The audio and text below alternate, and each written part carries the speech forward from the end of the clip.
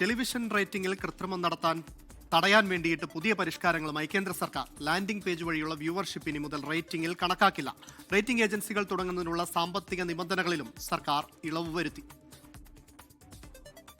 Television റേറ്റിംഗിലെ സുതാര്യതയും വിശ്വാസ്യതയും ഉറപ്പുവരുത്താനാണ് കേന്ദ്ര വാർത്താവിതരണ മന്ത്രാലയത്തിന്റെ നടപടി. ലാൻഡിംഗ് പേജുകൾ മാർക്കറ്റിംഗ് ടൂൾ മാത്രമായി കേന്ദ്രം പരിമിതപ്പെടുത്തി.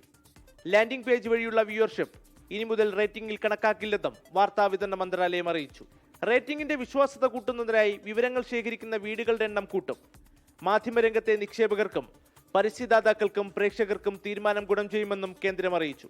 നേരത്തെ മാർക്ക് റേറ്റിംഗിൽ കൃത്രിമം കാണിക്കുന്നതടക്കം ചൂണ്ടിക്കാട്ടി നിരവധി പരാതികളാണ് കേന്ദ്ര സർക്കാരിന് ലഭിച്ചത്. ഇതിനു പുറമെ റേറ്റിംഗ് ഏജൻസികൾ തുടങ്ങുന്നതിനുള്ള സാമ്പത്തിക നിബന്ധനകളിലും കേന്ദ്ര സർക്കാർ മാറ്റം വരുത്തിയിട്ടുണ്ട്. മൊത്തം ആസ്തി 20 കോടി രൂപ വേണമെന്ന നിബന്ധന കേന്ദ്രം 5 കോടിയായി കുറച്ചു. കൂടുതൽ ഏജൻസികൾ രംഗത്ത് വരുന്നതിനും മത്സരം കൂടുതൽ ശക്തമാക്കാനുമാണ് തീരുമാനം.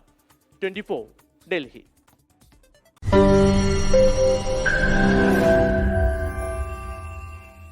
ലോകത്തെവിടെയായാലും ഏത് സമയത്തും 24 വാർത്തകളും ഓഗ്മെന്റഡ് റിയാലിറ്റി പാക്കേജുകളും എക്സ്പ്ലെയിനറുകളും വിശദമായി കാണാൻ ഞങ്ങളുടെ യൂട്യൂബ് ചാനൽ നിങ്ങൾക്ക് സബ്സ്ക്രൈബ് ചെയ്യാം.